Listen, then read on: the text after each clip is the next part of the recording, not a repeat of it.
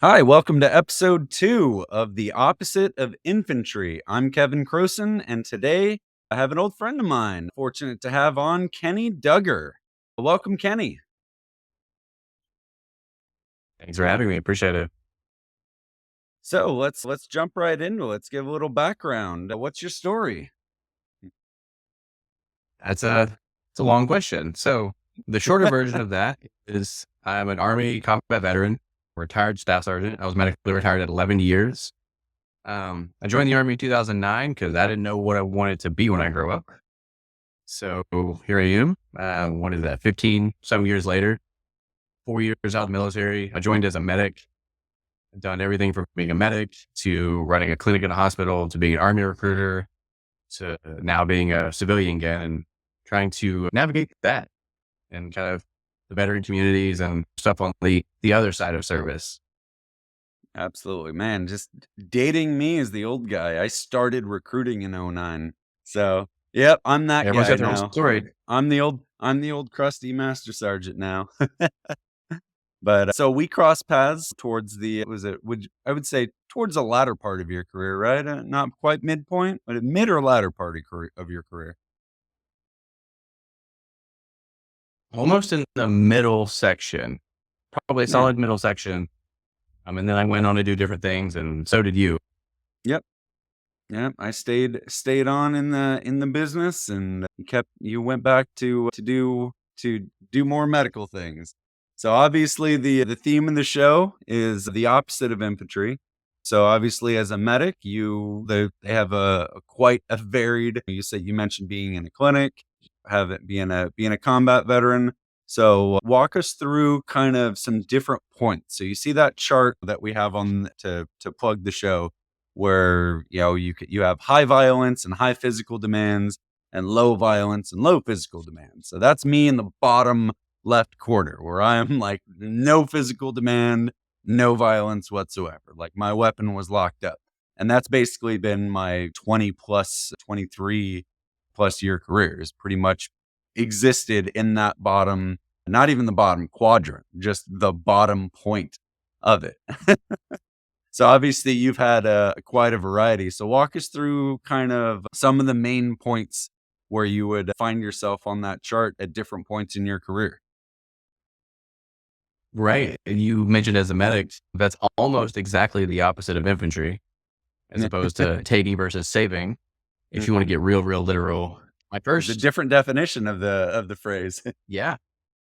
Um, but the first job I had out of AIT was an infantry platoon combat medic. So it's about, I feel like, and it's a biased opinion, it's about as close to being an infantryman as you can be without having a blue cord and being an 11 series.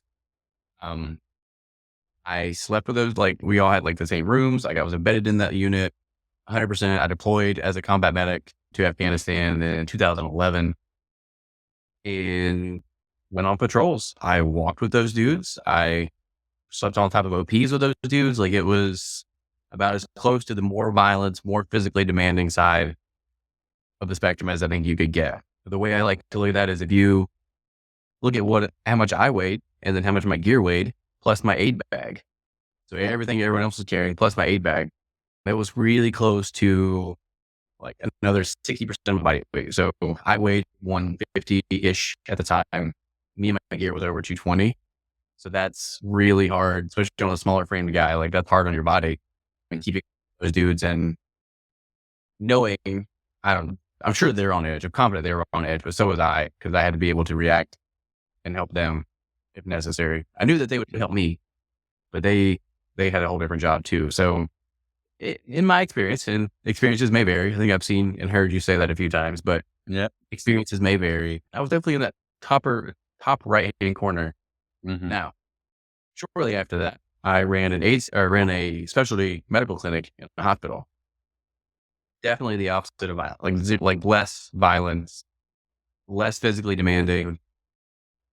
So I feel like I'm sitting in that corner where you were talking about. Like Yeah. all my work was clerical. The things that I was doing were routine. There was no stress. There was no high up tempo. Um, I was just responsible for a clinic, and that sounds like I don't want to devalue that, but Of course. the It's level of different. violence and and physicality just not there. Yeah, of course, it's different. Yeah, and which is a very big shift. And I had Oh, to, yeah. learn how to standard of how I approached things at that time Yeah. too. The next assignment that I went on to was recruiting command. I would put that as same amount of less violence, maybe a hair more physically demanding though, because I felt a personal pressure to prove the uniform that I was wearing Mhm. to people in the community and other future soldiers or prospects or like people that are interested in joining. I felt that a certain level of physicality and standard to uphold to show that it's worth it and that you can do it, and that anyone can do it for that matter. So that would be my argument for being more physically demanding. Security probably a whole different level of demanding than any other Yeah. job I've ever, and it's mostly mental and getting into the thought processes, which we can get into later if you're interested. Sure. But from there, I went back into combat arms. I was a senior line medic for a cav unit, heavy cav unit. So it was back to the field, back to a certain level of violence. Being a senior line medic, a little further away from the violence, you're piece back, you're not doing patrols and all that thing.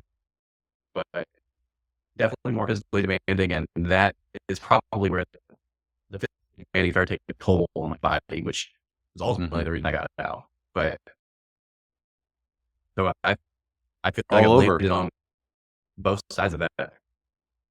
Yeah, so you've been all over.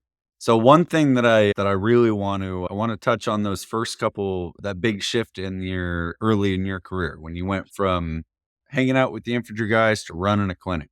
What a transition. So, and that's one of the fascinating things that, that I love talking about on this show is finding that how does that flip work? Like what's that shift in mentality like?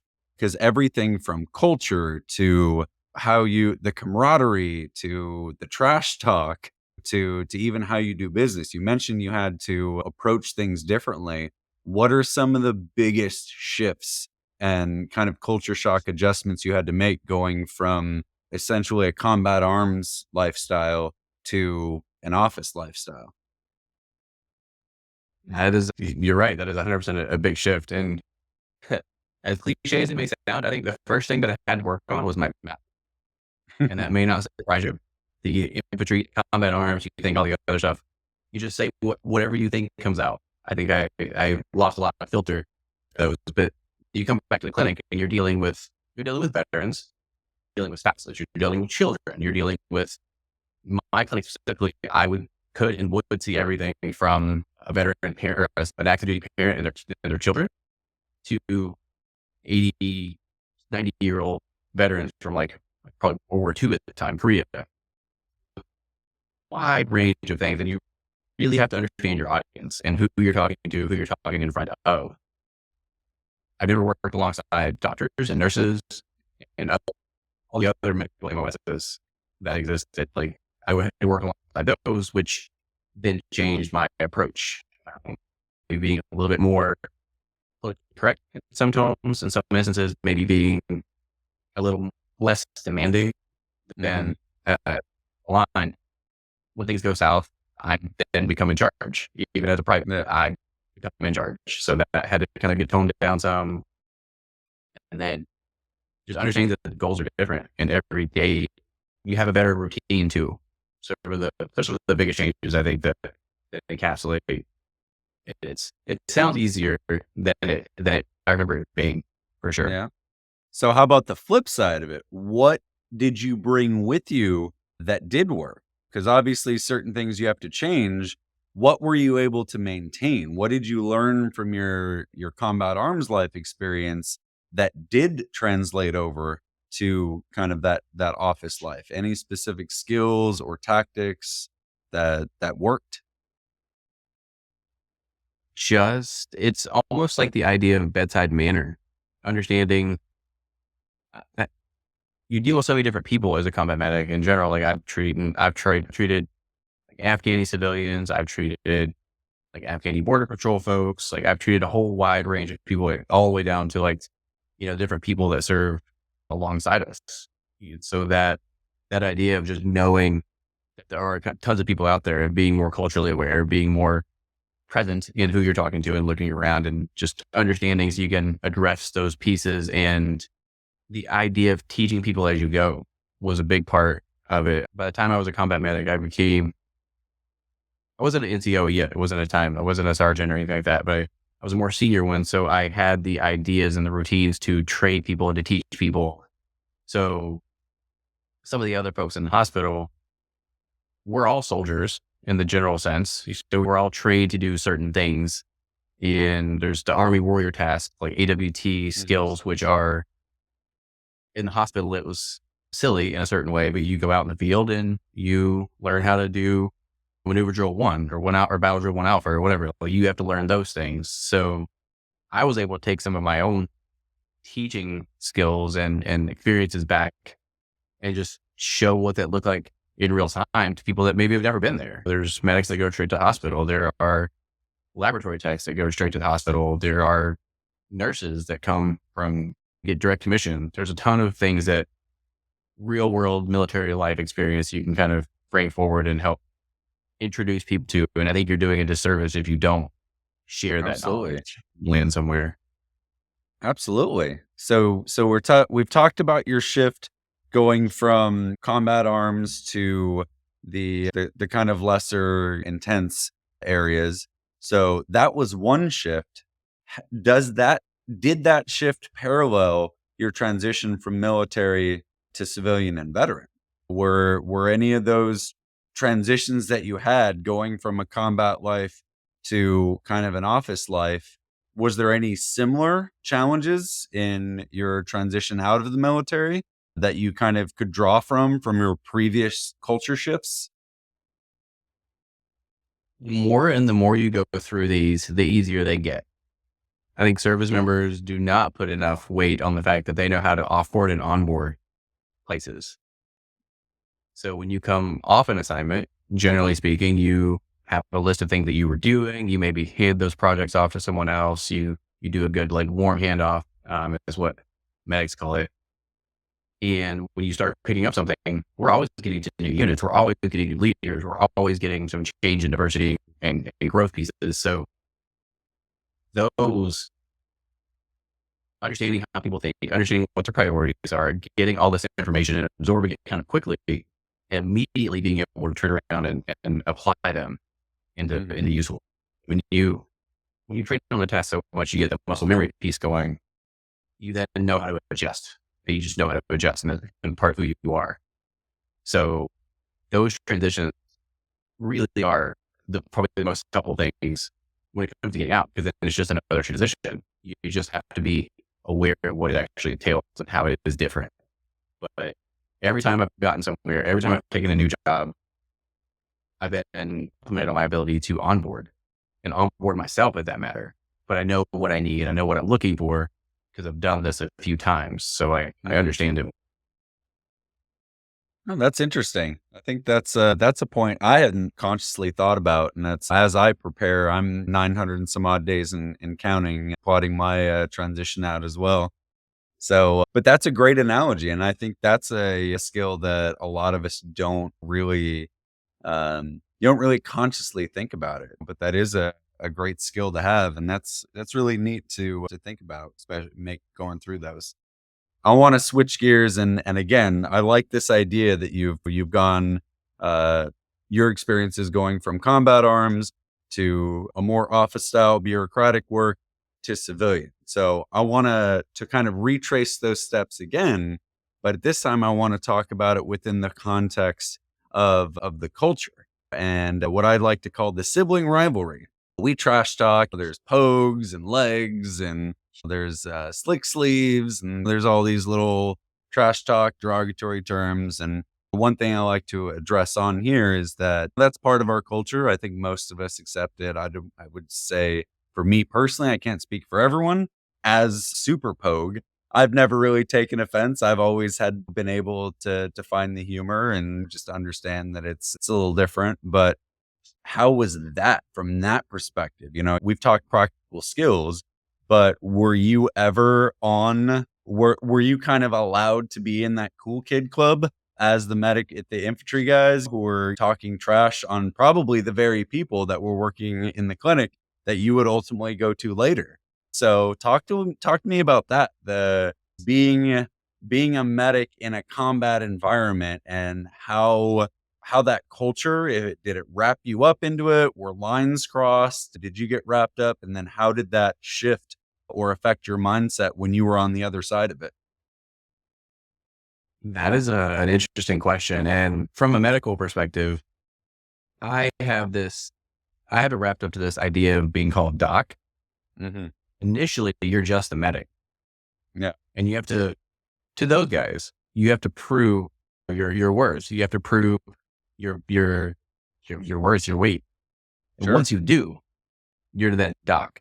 Once you're Mm. doc, that title does never go away.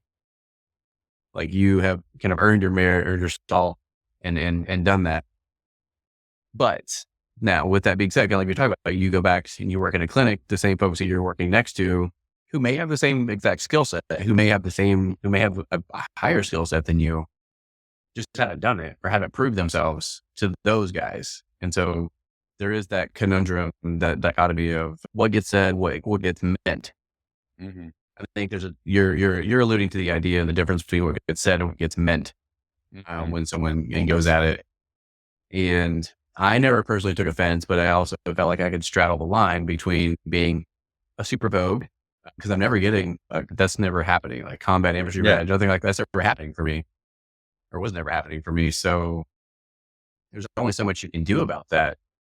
It's when they start ostracizing you or people start really digging into more about you, like your service, your idea, not what you are. But I also feel like we can get to this later too, but there's Sure. too much tied into the identity piece of who you are and who you were in the Mm-hmm. uniform, not who you are, not who Kevin is. Yeah. I'll make that distinction. I hope you don't mind, but like the difference between, Of course. Master Sergeant or First Sergeant and Kevin are Yeah. very different in a lot of ways. So as long as those lines stayed at a certain level, I never took any offense to them because I knew what they were. I took them in stride to get to the end goal of being trusted and being a trusted member of the team, because that's part of it in certain ways. Yeah. Were you ever The best thing to witness do, to this part of it. Were you ever witness to, were there any instances that stood out to where you saw the line was crossed? Where you feel it kind of went beyond sibling rivalry and just kind of our culture that everyone's accustomed to, either being on while you were with the combat arms guys, or on the flip side as a recipient? Were there any experiences that you had that you felt kind of like we're beyond the standard of our culture? I don't, I don't recall anything specifically, but the way my career transpired, I hit a lot of those check marks earlier on. Mhm. I deployed pretty early. I was with infantry guys pretty early. I saw things. I helped people. Mhm. Um, I feel like I've checked a lot of those pieces off, and to the extent that the very first patrol that we did in country, all the people around me were a little hesitant. So I stepped up and led the patrol. It's an awful idea. I do not recommend it. No senior medics, no junior medics, no medic period should ever run point on a patrol. That's not a good idea. But I did that to kind of set that tone. You're in charge of your own destiny. You're in charge of how people view you. And I didn't want to butcher that or to botch that. So I That's a feel like I great always did it. yeah, that's actually a great point I think I wanna expand upon. Do you think that there is a pressure for non-combat troops to kind of to go beyond to prove themselves? Like, I'll use an example for me.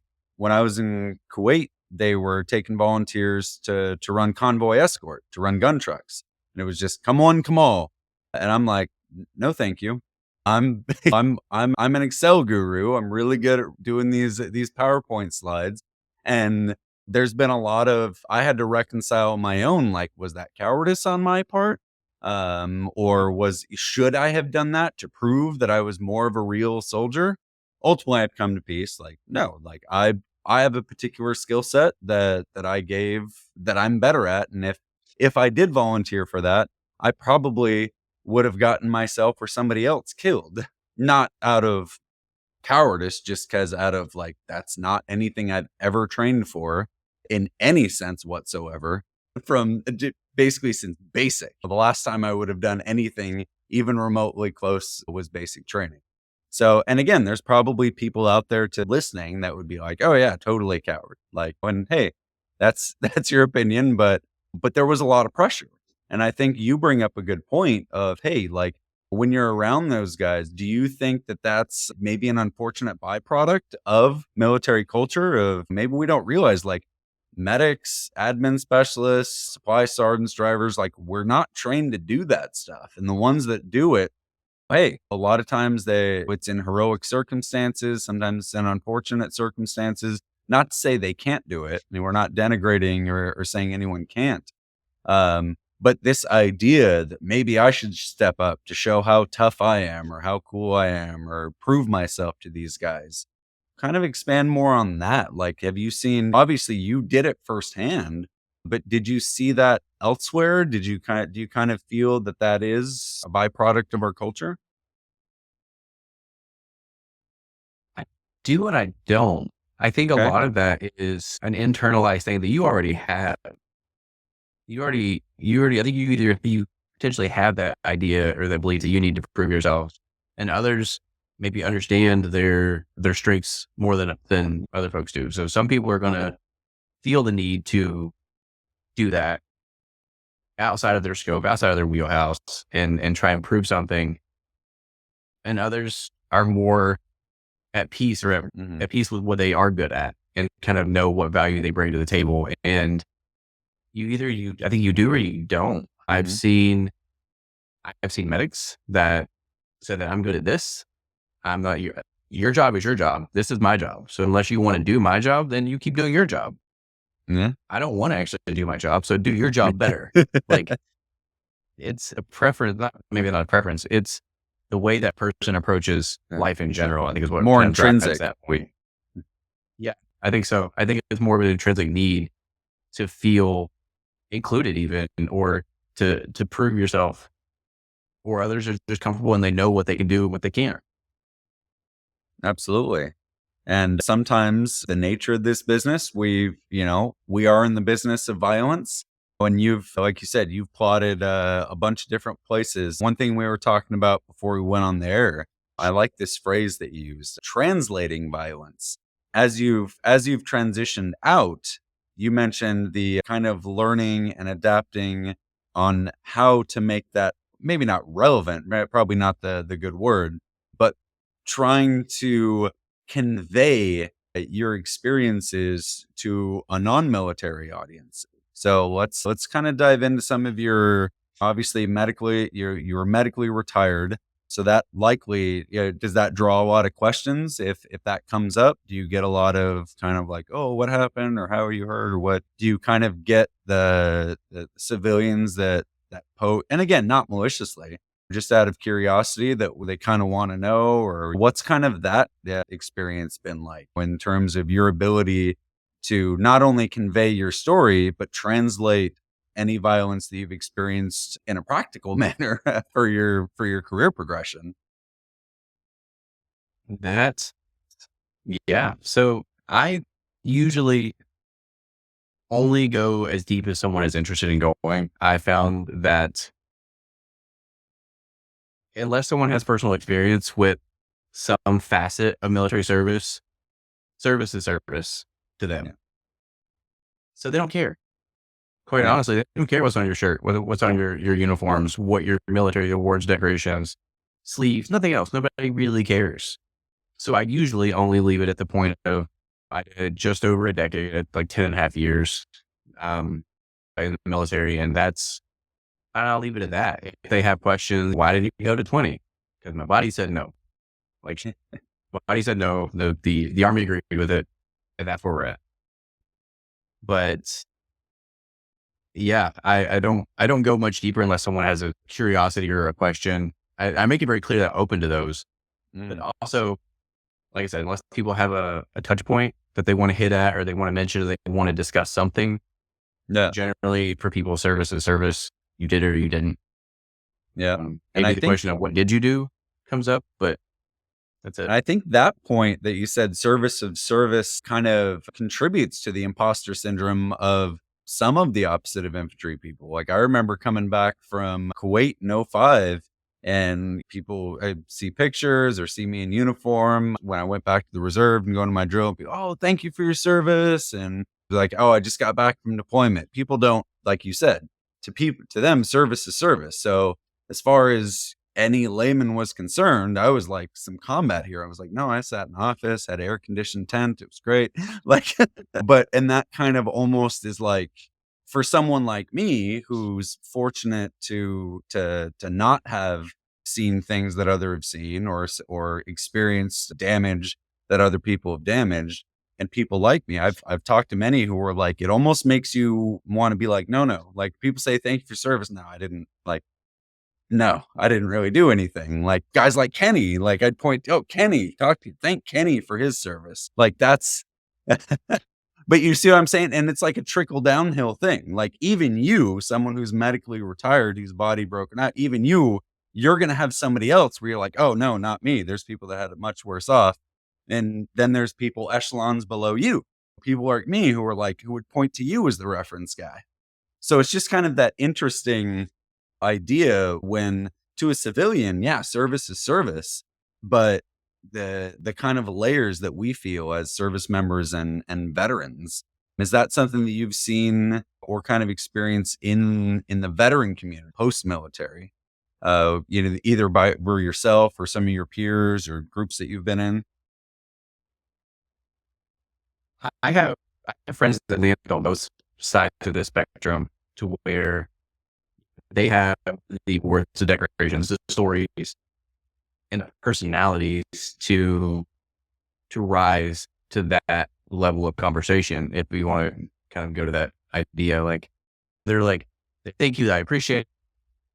But there's also they're equally like likely to say that it's not them, it's people that didn't make it back Mhm. are the heroes of that. So I think we do hear ourselves, kind of like what you're saying. Like you would point to me, I would point to someone else. That person would likely point to one of our friends that didn't make it or something. Like we tier ourselves, and a,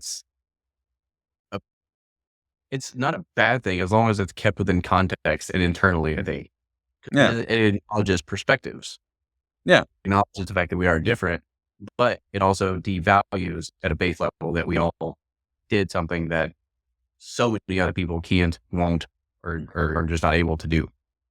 So, but in the in the corporate world, I haven't had any experience with that. Everyone has been really, really cool about it, and everyone's been really open and accepting with. I haven't found any clicks, haven't found any corners of like, the military networks or the military employee research, et cetera, that were kind of gatekeepers in any way. Mhm. Even trying to find my own local tribes in different places, whether it's some of the VFWs or martial oriented clubs and things like that. I'm working to find my own tribe Sure. because the whole conversation we're talking about of I'm better than you or you're better than me and all these other things, just they don't sit well with me. So Mhm. when I start seeing these things pop up, I become less interested. Um, Absolutely. And that's something that has been, unfortunately, I love that you brought up tribes. Is the one thing that I really want to combat with this show is this idea of toxic tribalism. So you say you want to find your tribes. So when you're in, like I'm still in, like I'm branching out, I'm doing other stuff, and I have new identities. Like you said earlier, there's Master Sergeant Doe, but I'm a professor now. I'm a small business owner. I'm a podcast host. Like I have these other things other than soldier, recruiter, or whatever. right. So but at its core, what makes us kind of veterans, what I want everyone to remember is if you can think back, when you are serving, there was always this concept of we're putting aside our religious backgrounds, we're putting aside our cultural upbringing, we're putting aside our political beliefs to come together as one team to support each other and accomplish the mission. And again, I'm not in the veteran community. Do you feel that tribalism has gotten to the point where people are kind of pushing that veteran tribe lower and lower down the hierarchy? Because we've seen a lot of cannibalization, especially in politics. I don't want to go too deep down that rabbit hole, but there's a lot of eating our own, so to speak. And I think when you put your political belief or religious belief or cultural belief up here and you start pushing your veteran status, your veteran affiliation, when you kind of rank your tribes differently, obviously you're not going to make being a veteran your entire personality. But, can it speak to that? Speak to how it worked for you and how have you seen it? That kind of hierarchy of new tribes. And does it make you kind of forget what brought us together in the first place? Or what is kind of your theory or ideas of what's contributing to veterans attacking veterans and these elitism and attacks? That's a big question. Let me try and break some of that Yeah, down. break it down. I want to start by saying that I think there aren't many places that I've ever found that are easier to make friends than sitting in a foxhole, sitting on an OP, sitting in a truck, and just being with someone that you immediately have that level of connection. Like, this sucks and we're doing it together. That's a real thing. And it's understated for sure. Now, do you have bureaucracy and cliques and stuff within uniform and within units and organizations? So absolutely.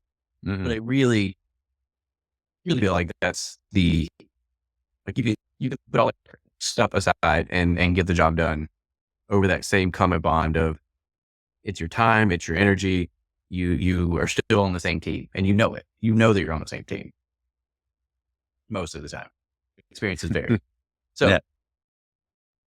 getting into the stuff from my experience in the corporate world that's a great door opener.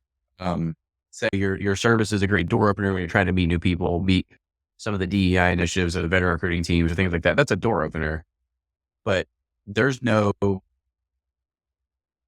loyalty that really gets built with shared experiences.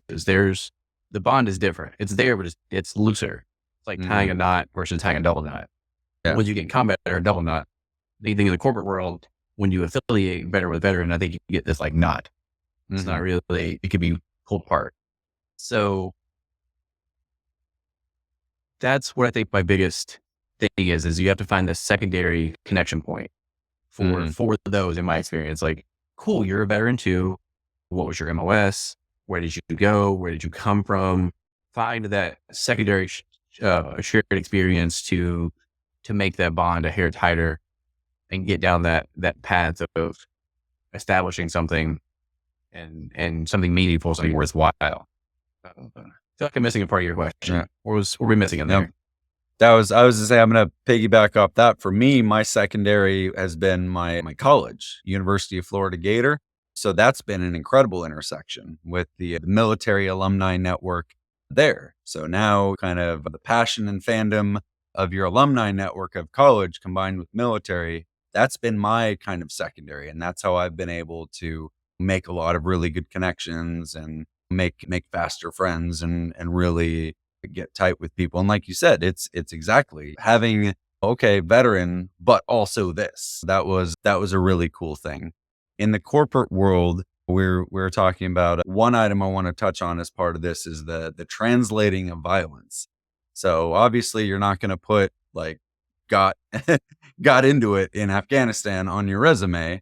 So you've mentioned you don't in terms of talking about it, but is there a place for that in corporate? What in your experiences? I wouldn't say corporate America in general, but in your experiences, is there a place for it? And if so, how? I think there's absolutely a place for it, but you have to understand what it is and what it isn't first. Like saying that you got into a tick in Afghanistan that lasted 18 hours and you had 6 wounded people that you had to take care of and evacuate doesn't have the same ring as understanding that that experience taught you how to triage tasks appropriately, how to completely follow through and manage competing priorities, and almost look at things from a higher level perspective and understand what needs to get done and what doesn't right now. So you learn things in that you don't think that you maybe learn about. You kind of work on your perseverance, your determination, your ability to get things done in less than favorable circumstances, becoming adaptable and managing competing priorities, which are, if you look at any job description, that's what they ask for. It's Sure. just, where did you learn those skills and can you adjust fire, for lack of a better term, Yeah. and put those in the appropriate place. That's how I would look at it. And that's kind of how I do look at it, especially my earlier resumes. They've shifted a bit since now, but of course, triaging is a very basic medical concept. Are they going to make it? Are they not going to make it? Or what have you? And I use that a lot. So in terms of, obviously you were able to find a way to translate violence. We have secondary connections. These are all pretty positive things. You've had a lot of positivity in kind of figuring things out, working the kinks through your transition. I'd like to get your thoughts on some of the kind of the darker side. As we mentioned, there's that toxic tribal, and I kind of want to readdress the question of, do you feel that maybe the ranking of the importance of other tribes possibly contributes to maybe the veterans having some sort of elitism or cannibalizing or tearing each other down? What do you feel is fueling kind of like the dark side of this, the negative side of tribalism within the veteran and military community? That's, I, I wonder if it's the length of time that you've been out and the idea of service that you remember and the presentation of the service member that's in front of you. Mm-hmm. The I think it's reach agnostic, but the back in my day people, Yeah. that was an organization years ago, decades ago, or whatever, and you're only remembering certain pieces. The further you get out, the more it seems like it shifts and things adjust, and then you become more back in my day. And even I'm guilty of that. Like I've been out Yeah. for 5 years, and back in my day, we didn't have cell phones in basic training. Well, the joke Yeah. is like I didn't even have a smartphone based training. Like that was right at the iPhone coming out. Like Yeah. things change, Well, yeah. and Even your experience in USREC, you were what, the 2012, 13, so about a decade ago. You could very Mhm. easily be like, throw us some back in my days in recruiting 10 plus years ago. What are some of your experiences that you could be the back in my day guy? back in my day, it's especially apt for this conversation. But back in my day of recruiting, we didn't have station social media pages that were managed in a way that made sense. They were people. You just had like your name was your name and you attempted and you were just kind of swinging and see what hit. Like there wasn't back in my day. I had a flip phone when I first started in USREC. Back in my day, we had hotspots for our laptops. Like, let's see, there's probably more than these. Back in my day, we didn't have a social media form of contact on the ATS system, like the applicant tracking system, whatever you want to use now. Yeah. You we just kind of winged it. It was like email, and then in the Yeah. comments, you made sure it was like the social media contact, and Yeah. we became friends. Like Yeah. that was the big win for there. It, Yeah. So yeah, it definitely even was not. you, and the point here, even you, a relatively young guy who hasn't been out for too terribly long, even you has the potential to be that guy. Not in a, again, positive or negative, but almost anyone can be that guy. So how do you think the length of time, you said it could magnify that, or maybe put some blinders maybe on people's service? I think so, and that I think that happens to any and all of us. If you look back over your 20-ish career, I'm not going to give you give your age for you, but if you look back at that, you put things in perspective. You have things in Oh, yeah. buckets. You have blinders on different pieces. Maybe one job you're looking at the very awful thing, another job you're looking at the Yeah. great things, and over time, the the stuff in the middle seems to wash away. You Yeah. know, you remember the really awful experiences, you remember the really high experiences, but day to day, it all blends, and Yeah. you tend to think that because you were a part of it, it was better. I think is another Sure. big piece of that. And there's always a story and there's something attached to it, which is Yeah. not a bad thing. It's again goes back to the perspective of how you're Sure. looking at it and how you're using it. Are you sharing Absolutely. or are you trying to one up? Yeah. So I'm gonna throw that back on you. So you give me a high and a low when it comes to your admin life. When you were closer to being the opposite of infantry, what give me a memory or two of the good times of maybe silly fun or something that might be really satisfying or just really positive, and then some of the not so positive, some of the negative side of the opposite of infantry. Yeah. I think I'll say one of my favorite recruiting stories is I have two of these. One of these just came up the other day. All right. So Sure. first one, the first guy I ever put in the army just recently got out, but he enlisted in the army and the same day that my daughter was born. So there's like an interesting parallel with that. And for quite a while, we would still stay in contact. Like he would reach out and ask me questions and kind of seeing, seeing that soldier develop from the high school kid was a really cool story from that in life. Like watching him go back his career and jump out of airplanes and just go on rotations and do the cool thing. Was a high one for sure. Just recently, a guy that my whole office worked with. I don't know if he just reached out to me. I can't speak of that, but the whole office that I worked with in Pacific Northwest was he reached back out to me, and this is a decade later, really close to a decade. Reached back out and said, "Hey, thank you for what you did.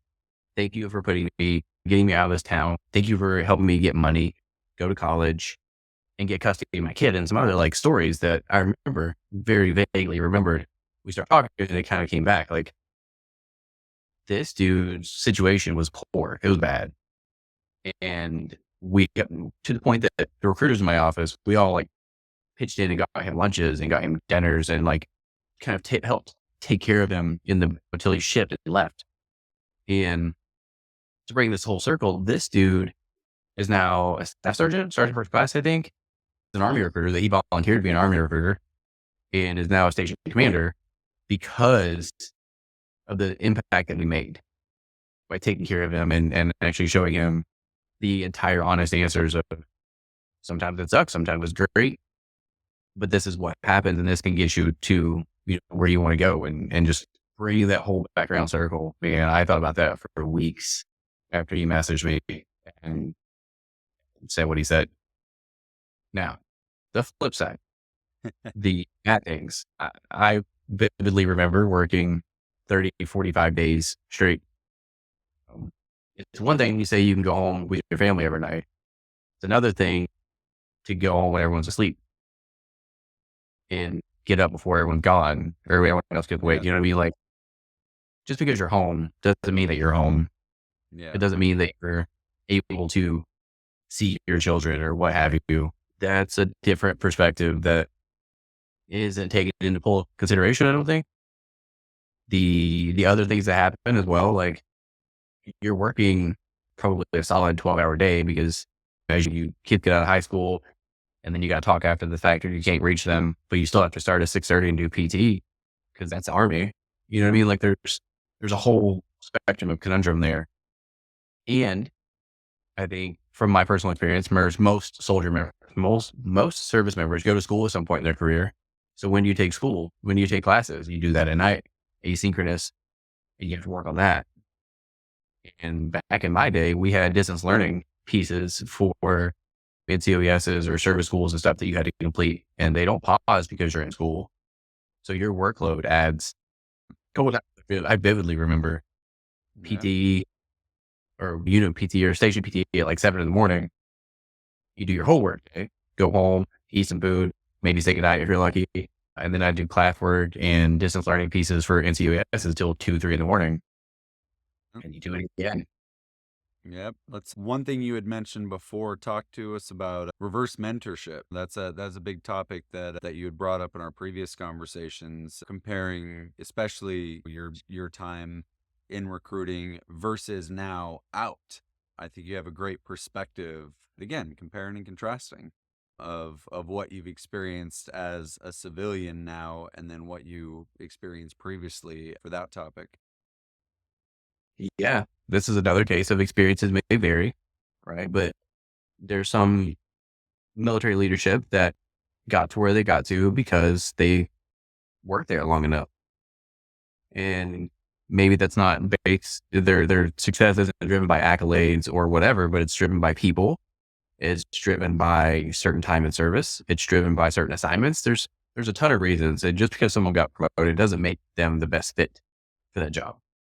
I say that to say that they come with the idea of writing their NCOERs, maybe writing their OERs, writing their evaluations based on your achievements, doing what they want, not necessarily learning from the people that are on the ground, doing the run the business type work and understanding what's changed since they were in that position, maybe 10 years ago. Mm-hmm. Develops the reverse mentorship, meaning going from the top, looking at the bottom to see what works, what doesn't work, and how they can affect change. A good leader, this is so overused in my experience after the fact, but like a servant leader is genuinely what I feel is a good leader, with a few caveats Yeah. of just knowing what that actually means. Taking care of people by using your position, your authority to take care of the people that are in your charge, not, Yeah. move yourself Yeah. forward. You mentioned And learning from the bottom create change. I'm going to give you a plug. You were an integral part of some of those changes. We worked together when USREC was putting together its first big brigade level virtual recruiting program. I was kind of the ringleader up there in the Pacific Northwest, but you were the guy working out the kinks. You were one of the guys that I love to bounce ideas off of, because what we were doing hadn't been done before. To look at something from a statistical and quantifiable basis, as a proof of concept to change the way we do business. And again, we've come leaps and bounds in the years since. But you were firsthand. You were a part of that. You were a brand new, lower ranking, detailed, yeah, non-recruiting recruiter as a medic, but you were there driving change up. And thankfully, we had folks that were able, in some capacity, in that niche, to be able to kind of work in reverse, to allow guys like us to push change up from the bottom, because as the flip side, there was many people for a long time. So how is yeah, that translated, that experience? Obviously you've seen both sides of it. You've helped create change, and you've also kind of had the thumb on you in other aspects. How has that followed you to your civilian life? Has it been different? Have you had similar experiences, or is it drastically different? look, man, this brings us full circle. So what I did then, the military is acquisition, it's direct acquisition Yeah. of your targeted market, right? By driving change and meeting them where they need to be met with the story the things they need to hear about the story. That's marketing. That's like the marketing at the most basic level. And it took me too long to understand that. So now what I do now, that whole data driven approach and using quantifiable metrics to push change forward. And this is why it's the balance, the science and the art of marketing. And that's what I do now. I'm a senior direct acquisition marketing specialist for Progressive Commercial Insurance. So my job is to help meet the right customers at the right time by understanding who those people are, why they do what they do, and why they buy what they buy, and how we can meet them and connect with them on the certain pieces. And it's an interesting mix of understanding customer segments, how to shape customer segments, how to look at the brand image from a whole, but also what the person wants. When you start balancing being a recruiter, you're looking at what the army is, what the person needs, and how do they mesh. And that's what marketing is what is your brand? What is your business? What does the person want? And where do they meet? And where they meet is not as easily defined as what your brand statement is. Just because you want to meet them there, you want them to be there, doesn't mean they're there. You have to know how to figure out quantifiably what that looks like and what they actually are, and be able to articulate that data story or the story that the data tells you to people above you, and be like, hey, you want to do this, but we need to pump the brakes because that's not right. And not being afraid. Do you get that reverse mentorship and exposure to higher levels that are receptive?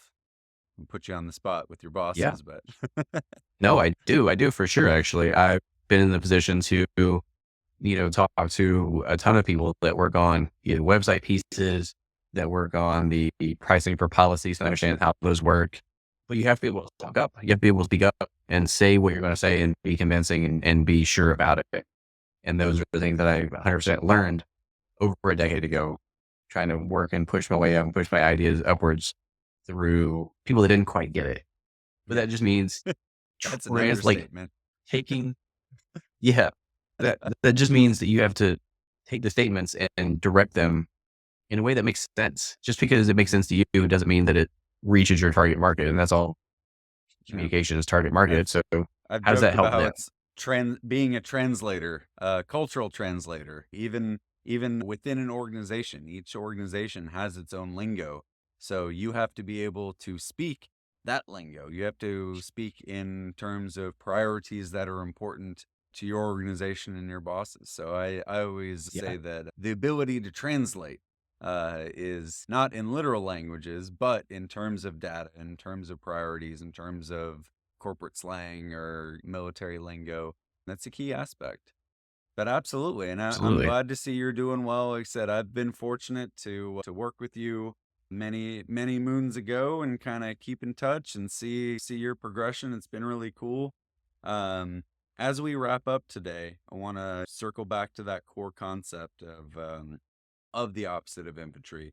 We want to make sure that anyone listening, if you ever feel like your service is not valued, it absolutely is. We've said it a bunch of times that your experience may vary. But we all serve together. We're all on the same team. No matter what tribes we may diverge to, ultimately we will still be service members and veterans. So I want to Absolutely. throw it to you for your closing thoughts to kind of touch on that, and then maybe just thoughts on how we can combat this extremism, this toxic tribalism, this political religious attacks, veteran on veteran kind of violence and attacks, which again, on the one hand, it's not just about like, oh, I'm offended. It's we have the military has its own joking culture about that, but there's a legitimate issue with mental health, with PTSD, with veteran suicides, and having the veteran community attack itself is about the worst thing that could happen when it comes to those topics. That goes well beyond, as I said, the sibling rivalry. So I just kind of want to open it up for your thoughts to kind of wrap up today, talking about that line and how we can stay on the right side of the line. Yeah. The inter service banter still exists in Oh every yeah. atmosphere ever have. Like whether it's Coast Guard, whether it's what is his rank? I think it's an 04. 04 and 05 Coast Guard guy stationed up here where I'm at that goes to Ohio State University where I'm working on my master's. And our initial conversation started around Toasty, like what they do. And I asked the question, like, just what do you do? And you start to build that relationship. It's not, yes, I was like, oh, you're a Coastie. And it's just like a quick poke to feel. And he's like, yeah. But I'm like, but your job is cool. Like, I don't understand it. Like, what is it? So Yeah. you can still start. I genuinely think you can still start that initial conversation with the inner agents or the inner service, like pokes and jabs, as long as they're good humor, and then goes back to what you and I talked about of that secondary connection point. For me, it's curiosity, cars, motorcycles, things like that. Like that's where my second point is. And so we started talking about like, what does he do? And then could have developed like a friendship over that. But it's just understanding what is a joke and what isn't is really as cliche as and like kindergarten as that may sound. Like we're the first ones to like to poke at each other, right? But if you don't have your partner back in a conversation when someone else says something about it, that's a big defining piece of that. That means you went from being supportive to being insulting. Mhm. You have now devalued their service and what they do, and everything from the National Guard people that I've run into, reservists that I've run into, that try to devalue their own service and say that like my 11 years or whatever is real. No, man, it's all real. It's all very real. You coming from the recruiter perspective of that, like you can do something that people can't do. We have so many people that just simply can't join the army, whether it's their medical, their legal, their moral, they just can't. Not to mention the ones that don't want to. So just understanding what the group of who you are entailed is important. And the issue of me being medically retired comes up often enough, and that becomes a part of like, well, why? Like nothing seems wrong with you. Goes back to like your mental health and the other things that you can't see, right? Those things are such an impact on my daily life when things go south or things go sideways if I'm not aware of them. And they really like start to fall apart because I've have everyone has triggers of what crazy for them and what gets to them and starts to irk them and really drives them to a specific state or specific time. And part of being a service member is taking care of each other. So look for them. So you're seeing like who your people are. And it's not devaluing if you ask if you're okay. It's not devaluing if you say you need to pause in what you're doing to speak up. I think it makes you stronger, makes you look stronger as well. If you know yourself and your situations, your limitations to that end, you just tell your stories, tell the ones that you're comfortable with. Trauma is, at least in my opinion, trauma is helped by telling, whether that's counseling, therapy, medication. Try that. I tried all those, done all those. Like, but you have to tell your stories. You have to share the pieces that you learned, which sharing between service members is almost common, but it's not common outside the fact. Mhm. So that's the best way, I think, to work within each other is to share your stories, not to one up each other Yeah. personally, respectively, but like to share those experiences and find more commonality, find more common ground, and that brings it all the way back around to if you want to thank someone for their service, ask them what they're ask them about it. What did you do? What did you like? Otherwise, I think lip service, and even if we Yeah. just provide lip service to each other and say a good job and pat on the shoulder or something, doesn't really build the same level. Like talk to each other. Like there's no shame in talking, and no matter what you talk about, as long as you can talk about it, we can do more of that. Absolutely. Love it. Well, thank you so much, Kenny. If people want to reach out, connect with you, how can they do so? You're likely to find me on LinkedIn, Kenny Duggar, Duggar. You'll probably never forget it if you say it like Tigger. So Perfect. that's a good place for me. I try to post different places and pieces, but you're likely to find me there. Reach out, connect, add a note so I know that to add it and why. Absolutely. Well, thank you so much for spending your evening chatting and supporting this new project. I hope to have you again sometime. I want to future episodes. I want to do some panel groups, and I think you bring a really interesting perspective. Again, everyone's experience is different, and I loved kind of chopping it up and talking about the different stages of your career. And it's great to see that you're doing well. So again, thank you so much. I appreciate it. This has been episode 2 of The Opposite of Infantry with Kenny Duggar. Talk to you soon, buddy.